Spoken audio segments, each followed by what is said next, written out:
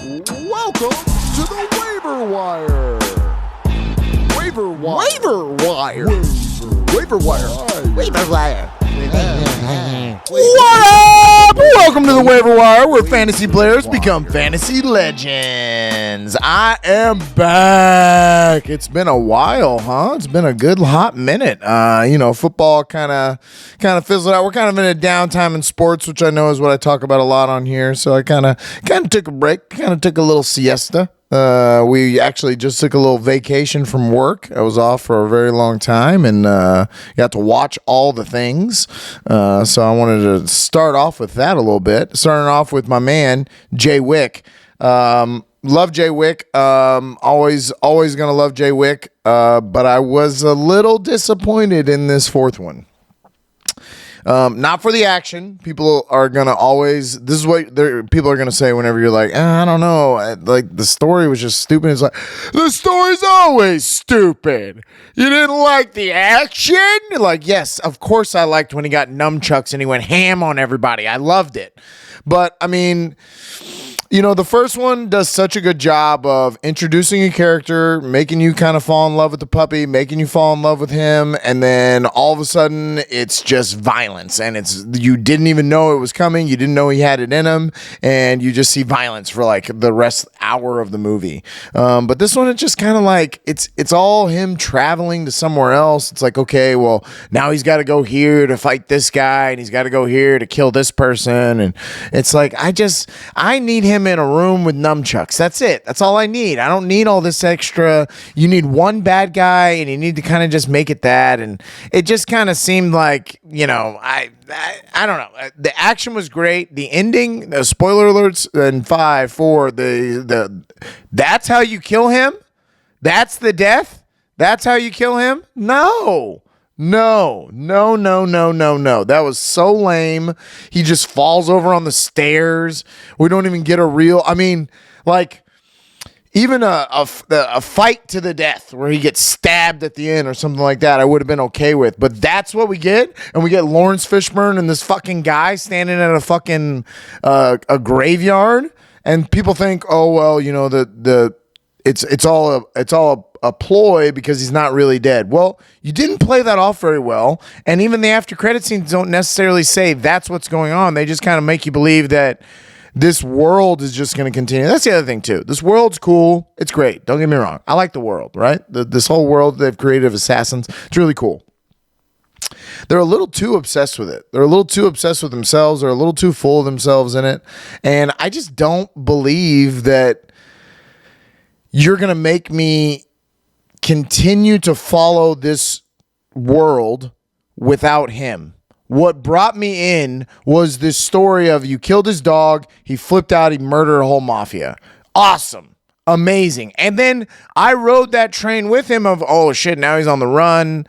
Now he's got dudes showing up for a marker. Creed 2, I said Creed because that's on the next one. But John Wick 2, awesome. I enjoyed that whole thing. Like, this guy shows up with a marker, he's got to do this. Cool. Then now he's upset the high table. The third one is a little bit of, the whole beginning of the movie is him just like traveling to different places for a sanctuary. I don't know. Just seemed kind of lame. This fourth one, action, amazing. It did not need to be 3 hours long. I'm also of the mind, like, you see a franchise here? Don't you see a franchise here? Why the fuck are you killing him? 1, 2, cut some of this, put it in the next one, and just give me a 2-hour action-packed movie. I don't need a scene of him and the blind guy in a church chatting about his wife. I don't need some big hoopla of a final battle between the two of them, which, I called it immediately that he didn't shoot. So, yeah, I was disappointed. I love you, John Wick. I will love you, Keanu Reeves. I love to see how high ready you are. And, it just was kind of a disappointed in this fourth one. But that being said, if they make a John Wick 5, I'm fucking there. I watched Creed 3. I paid $20. I lit $20 on fire, essentially, to watch Creed 3. Man, again, Creed 1, Creed 2, I'm in. Creed 2 was good. Creed 2 was really good. I like the whole workout montage in Creed 2. I thought that Creed 2 was a really good movie. Creed 3? huh? The fuck is this? You're trying to force this whole, like, you've got this deaf daughter going through this whole thing, and she's now going to be a fighter, and I don't know. Honestly, I think that Sans Sylvester Stallone, it kind of did lack that. Like, if you made this movie on its own, and I got some backstory, but maybe not the full, like, Apollo Creed stuff, but it was just like, I had a little bit of a backstory of who this guy was, you would have said this was a bad movie. It just wasn't well made. The fighting sequences were not as good as some of the older ones. This was Michael B. Jordan's first directing, or he directed this, but I was not into it. I fell asleep, to be honest with you, in parts of it because it was really boring.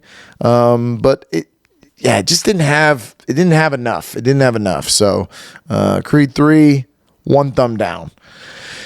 Mario Brothers. I went and saw the Super Mario Brothers movie in theaters. Me and my wife were the only ones without kids. It was all little ones, and my wife is a child because every time that the 4-year-olds would be like, "Ooh, what is that?" she'd be like, "That's cool. Look at that." She was saying that out loud as she's watching the movie because she just bought in that she was also a baby. But the Mario Brothers movie was actually really good. The concept was really good. I thought all the little Easter eggs and everything that they gave you, if you're a fan, it was just like, wow, okay, this is really kind of cute and fun. Hour and a half long. Didn't need to be any more than that. The cast was really good. Seth Rogen was really good as Donkey Kong. It was great. It was great. It was a really fun movie. I would say that Mario Brothers was definitely better than Creed 3. Mario Brothers, and it's not better than John Wick, just because the action is so good in John Wick. I can't deny that. But the other movie that we watched during this is Nope. Is on I think it's on Amazon Prime, but we watched Nope, and I'm gonna say Nope it was pretty dumb. It actually was very suspenseful at the beginning when you're trying to figure out what this alien is, but it kind of goes off the rails so hard at the end that you're just kind of like, okay, I mean, I guess so. I guess this is how this ends. But I'm gonna say Nope. Nope to Nope. Not the best movie in the world. I've been watching The Mandalorian. That's been great. We finished everything that's out of Yellowstone. I actually thought that 8th episode that came out was the finale, which I was like, this is fucking stupid. This show sucks. And I do think Yellowstone has started to suck. It's the same story again and again. It's the same, we got to take John Dutton down and we can't. And Jamie's going to take him down, but he can. And here's a new bad guy that shows up and we got to fight him away from our farm. And it's just like the same thing over and over. And I'm really getting over it. I'm at the end of my rope with Yellowstone, so the end of this better be amazing. This last little bit better be incredible, or I will break up with it. But I will not break up with The Mandalorian. That's been going really well. I like The Mandalorian a lot. I like that they're kind of diving into the Mandalorian world. Now it's like they're going to go back and take Mandalore, whatever that means. But I'm a big fan. Mandalorian. Best Star Wars thing they've ever made. And it's because it stands alone on its own. It is not something that you need to have a whole bunch of backstory or know what this is or know where it comes from. You just need to enjoy the action and the good music, and it's good. It's a good show. Another good show, Barry. We finally watched Barry season 3.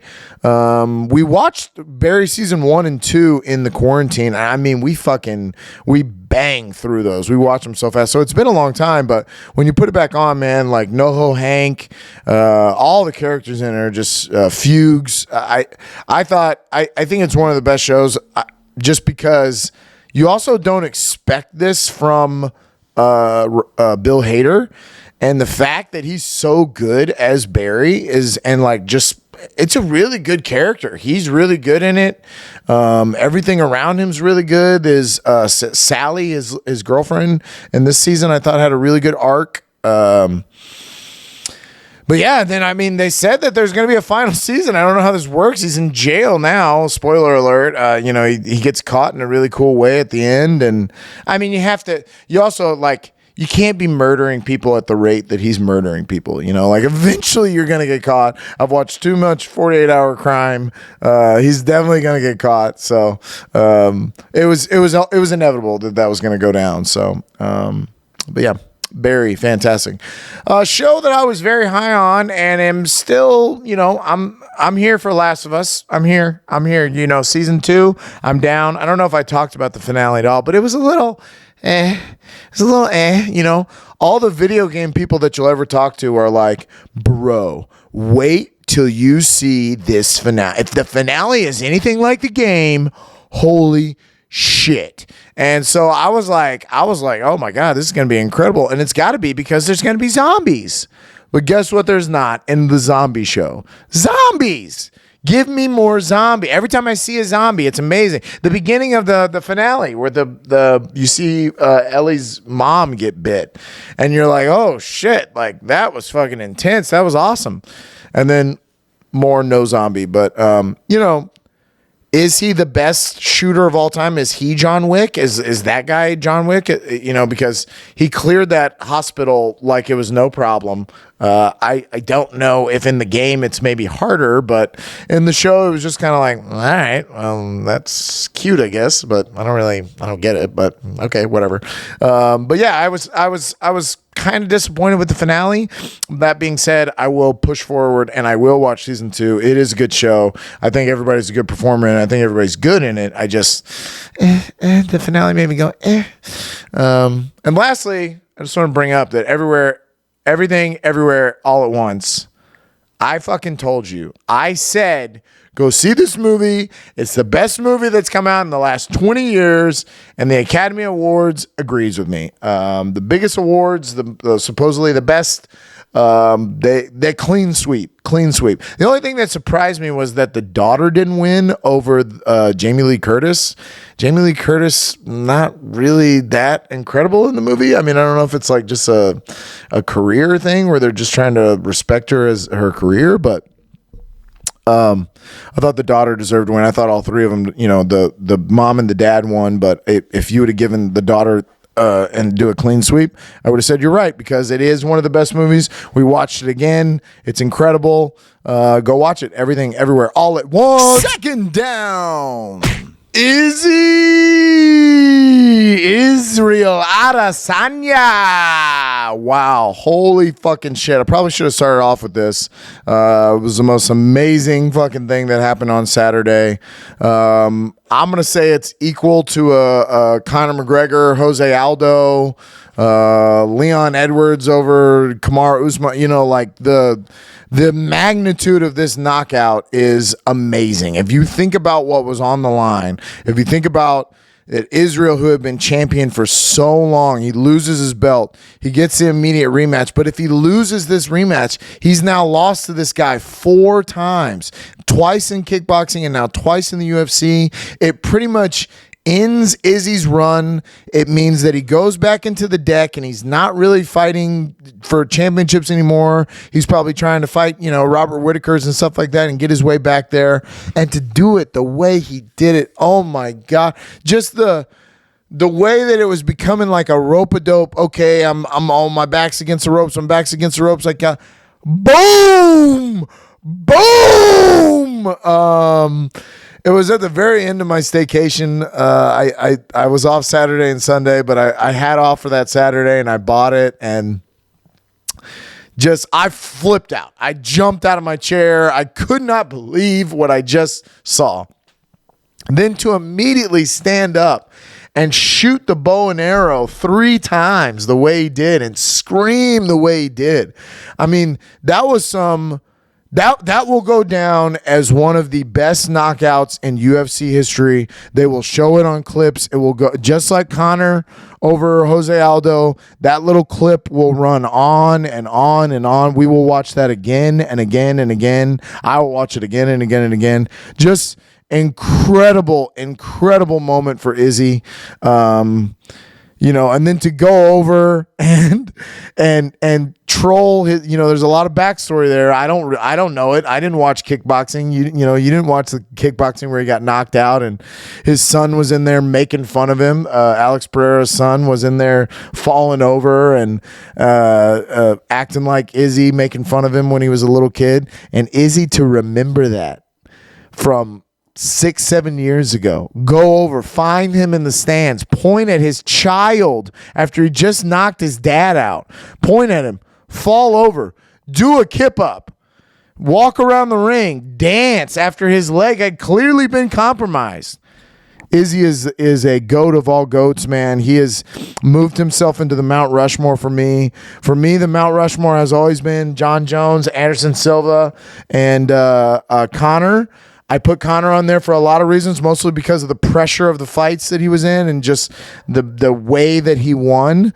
I think that GSP and possibly Khabib deserve to be in that, but you gotta at this point say that John Jones, Anderson Silva, and Israel Adesanya, those are the best, in my opinion. I mean, Kamaru Usman can be in there. There's a lot of almost goats. You got Stipe, you got other heavyweights that have done incredible things, but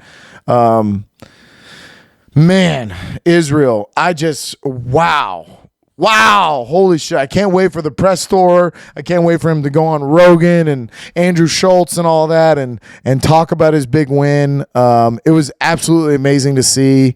And I mean, honestly, Dana and everybody else has said that Pereira is going to have to move up to 205 because the weight cut is too much, which I would not be surprised if one day we see Izzy go back up there and take him on again. And now the guy that's calling him out is Kumzit. Kumzit has not fought at 185. He's only tried to fight at 170, which he can't make. He shouldn't fight at 170. He really can't. He can't make that weight. He's too big. But for him to say this shit at Izzy, I just think, boy, you do not know what you're asking. If Gilbert Burns gave you trouble, okay? If Gilbert Burns gave you trouble, if who's the other one? But anyways, if Gilbert Burns gave you trouble, Israel Adesanya is going to tear you a new one. I got Izzy all day in that fight. You can try your wrestling. He's actually very good at takedown defense. Very, very good. And I'm not doubting Izzy ever again. The man's mind is fortified. His speech afterwards, amazing. His ability to talk, that's why he's on that Mount Rushmore too, that's why Conor was so great, was because Conor being aware to be a promo guy immediately after the fight, even have a broken leg and be screaming with Joe Rogan, your wife's in me DM, if they're all in me DMs, I'll see you later, baby. Get the fuck out of here. Amazing. The man called a promo from the seat, from a broken leg. But Izzy is no different, man. The shooting the arrows, I mean, it was primal, bro. That was primal shit. That was him saying, you are not better than me. I am not going to be beat by you again. And listen, he was getting rocked, man. Izzy was getting hit. I was worried. He got hit with a couple of calf kicks right before that final sequence where you were like, oh shit, his leg is compromised. It almost looked like exactly what happened in the 5th round where Izzy couldn't move anymore, and then he was just getting beat up on the cage. But this was, oh my gosh, just to uncork that quick left-right the way he did was just unbelievable. Yeah, one of the best UFC moments I've ever experienced. Conor over Eddie Alvarez will probably always be number 1 for me, but that was equal. I mean, it had my heart going. I jumped out of my seat. I was fucking losing my mind. And yeah, unbelievable. Israel Adesanya. I can't say it enough. If you haven't seen the clip, go watch this man rid 3 losses in one punch. Incredible stuff. The Gilbert Burns, speaking of, Jorge Masvidal fight was very boring. I was not into that fight at all.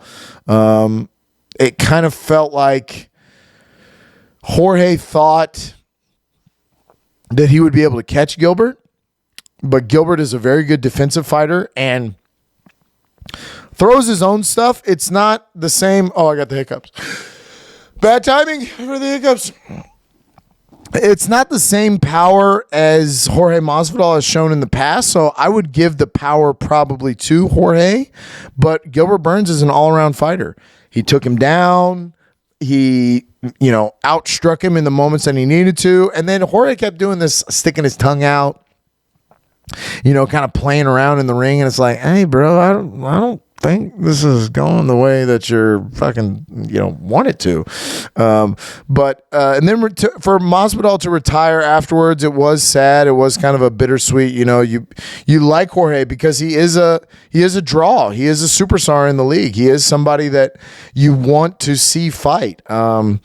And, Izzy and Masvidal, I'm sure these numbers are going to be crazy. The pay-per-view numbers are probably nuts. I know I bought it. I did not illegally do anything, Dana. I gave you $80 to watch Izzy do that, and I would give you as much as you want to watch Izzy do that. It was amazing. But Jorge, sad to see him go, but it is probably time. He's probably right. His last, 4 fights now have been losses, 4 losses in a row. But yeah, I thought the 2 fights before that, Rob Font, Yanez, holy shit. Yanez from Houston. I think he's from Galveston, actually, but he reps Houston, and I like Yanez a lot. I think he's a great fighter. I think he's a future champion. He just ran into another dude that was ready to go and ready to throw hands, and they stood in the pocket and just traded shots, and Rob Font caught him perfectly on a right hook. It was as Yanez was kind of facing the way that he shouldn't have, and it was brilliant, absolutely brilliant knockout. But I was very impressed. I thought that Rob Font did a great job. But also Yanez impressed me as well. I thought Kevin Holland and Ponzinibbio was a great fight as well. That was a little slower. They were kind of feeling each other out at the beginning. They were trading shots, but not really. And Ponzinibbio was out of his mind to believe that he did not get knocked out. For him to get up and be like, no, I was fine. No, sir, you were not. You went down face first. Your face bounced off the canvas, and then Kevin Holland was on top of you. He hit you once. It would have been more. No, you were not okay. That left knocked you out. So good job for Kevin Holland. Kevin Holland, though, man, it was a weird weekend. I think he got in some trouble. Dana didn't seem too happy. Didn't give him a bonus, which usually you get a bonus when you do something like that, but he did not get it. Just Rob Font, Izzy, and fight of the night was Kelvin Gastelum, Chris Curtis. That was an incredible fight. And I just, I really, really, really, really can't say enough. Israel Adesanya, go watch it. Watch it on repeat. Watch the speech. I've watched from the moment that he knocks him out till he's getting interviewed. I've watched that whole sequence probably like 20 times just because I can't turn it off after he knocks him out. I got to see the arrows. I got to see him fall. I got to see the slow-mo where Joe and DC are talking about it. Absolutely incredible. Israel fucking Adesanya. Third down. Oh, everybody get up. It's time to slam now. I always want a Space Jam when we go basketball, and I don't think that's wrong. We are here. We are at the playoffs. Starts today, Tuesday. Starts today.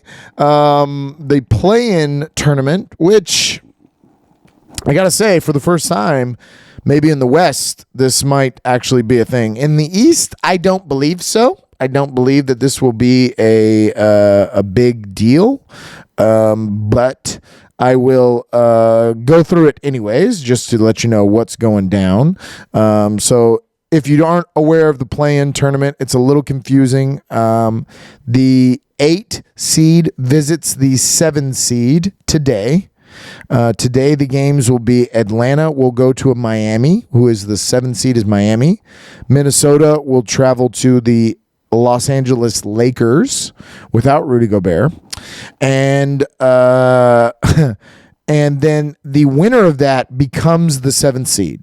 So if Atlanta or Minnesota were to upset the 7th seed and win this game, they're in. They're the 7th seed. Now, the loser of this game is not out, because they have a chance to play the winner of the 10 and the 9 seed. So the 10 visits the 9. Chicago will visit Toronto. OKC will visit New Orleans, supposedly with Zion, but we shall see.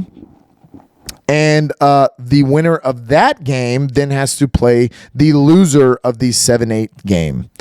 And that winner will then get in and become the 8 seed, which will then be a sacrificial lamb to go and play the number 1 seed.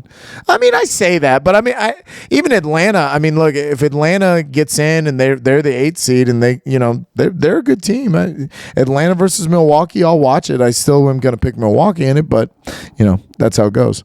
But as far as the play-in goes, I don't think you're going to see the 9 and 10. I don't think you're going to see New Orleans, OKC, or Chicago or Toronto upset either one of those teams. I think that in a one game, maybe I'll give New Orleans a fighter chance. I won't give Toronto and Chicago that same chance. I think Miami wins this game tonight. I think the Lakers win this game tonight and they become the 7th seed. I then think that the 9 seeds will win. I think Toronto and New Orleans will beat Chicago and OKC respectively. And then I believe that the 8 seeds will probably win. I've got Atlanta beating Toronto and I've got Minnesota beating New Orleans. But Minnesota, New Orleans, I'll listen to it. That should be a good game. Good one game. I love the one game. One game's amazing. The pressure, amazing. Yeah, but then that would take us into the playoffs. So let's just say that the 7 and 8 stay the 7 and 8. Let's leave them the way that they are. And we'll put on the East, Atlanta going to Milwaukee. I think Milwaukee wins that, even though I do like Atlanta. I think they're a good team. Miami at Boston, like Miami, like Jimmy Butler. Doesn't matter. I think Boston wins. Brooklyn at Philly. Brooklyn's been through a lot this year. The fact that they're still in the playoffs and they actually have an all right team. It's not that bad. It's kind of like the best parts of Dallas and the good parts of Phoenix and, all kind of meshed into one team. So I'm not against it, but they will not beat Philly. Joel Embiid is playing way too well right now, so I believe Philly will win.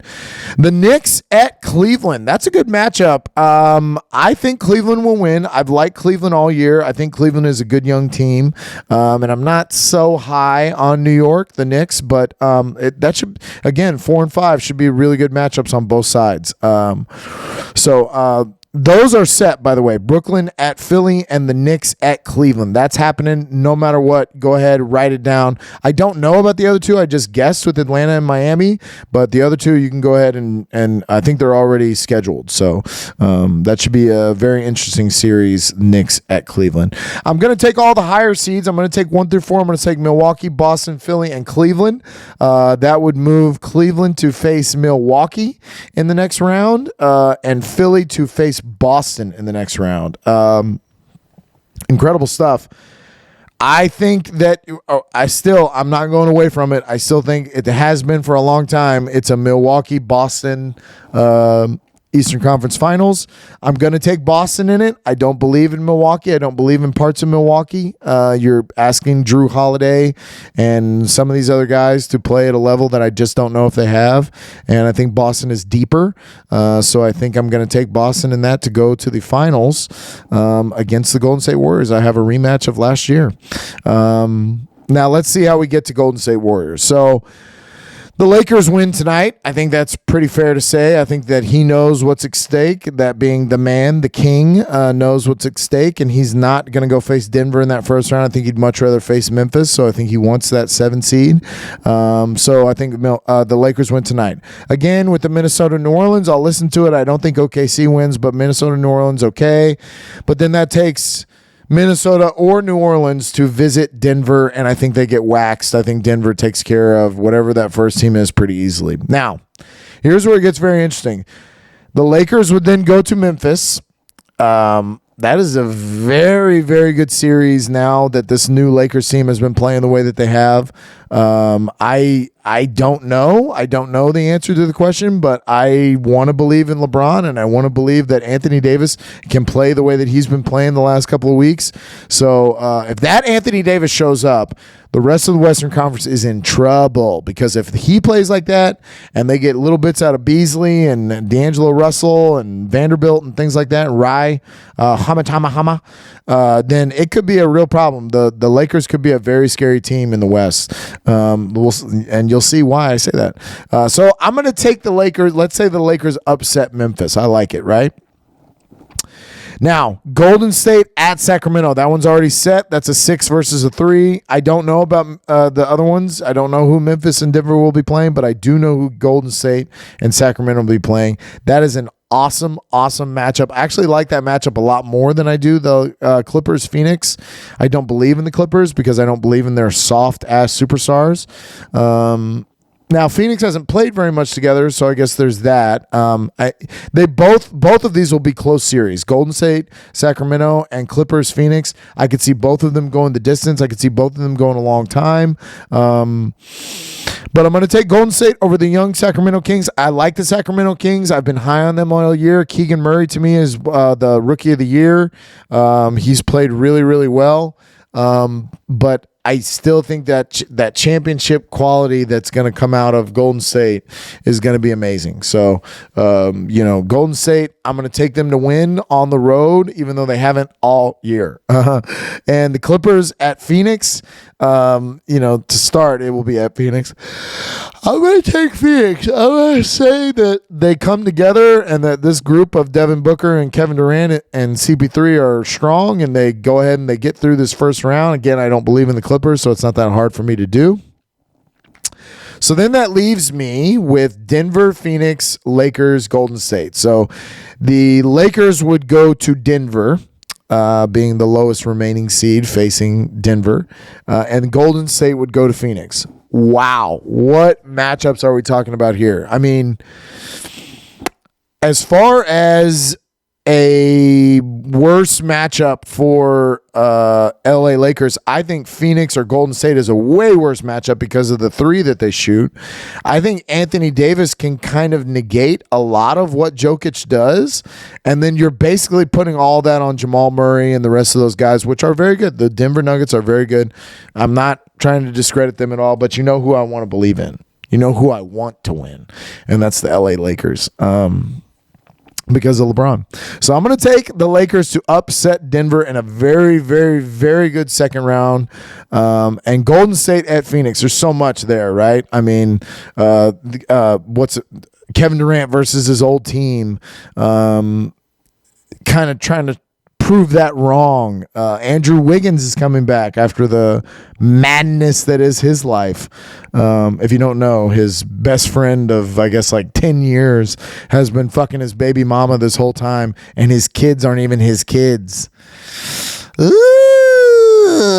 wonder he took some time away. That is a family issue if you've ever heard of one. But yeah, I'm going to take Golden State to beat Phoenix just because of they've got more camaraderie. They played together more. I just don't know if Phoenix is ready for this, but I think both of the series in the West, the second round of the West, no matter who wins, is going to be sick because both of these matchups are going to be incredible. And I'm going to take the road teams. I'm going to take the 6 and the 7. I'm going to say Golden State and the Lakers will advance to the Western Conference Finals. And now I run into a problem because I did say that I got Boston Golden State as a rematch. That's the two that I picked early on. But I want to believe in LeBron James. I do. I want to believe that he can get this done, that he's in year 20 winning championship. But man, damn, it's tough. Golden State is very, very good. So, I think I might have to give the nod to Golden State over the Lakers. It should be a great matchup if it does happen. You'll see LeBron versus Steph again. And then it almost feels like whoever wins the Western Conference will be at such a heightened level of basketball, hopefully healthy. But if they are all healthy, they'll be so pinged up because they've been playing such great competition that they might have the edge over the East, because the East has a much easier road. Milwaukee has a very easy road. They should sweep the first round. They honestly should handle Cleveland pretty easily. And same thing for Boston. Boston should beat Philly pretty easily. So, but basketball, man, this is where we finally get to start watching some basketball. Usually, the regular season games don't mean shit, but these games, they mean shit. So, should be very, very good tonight. I can't wait.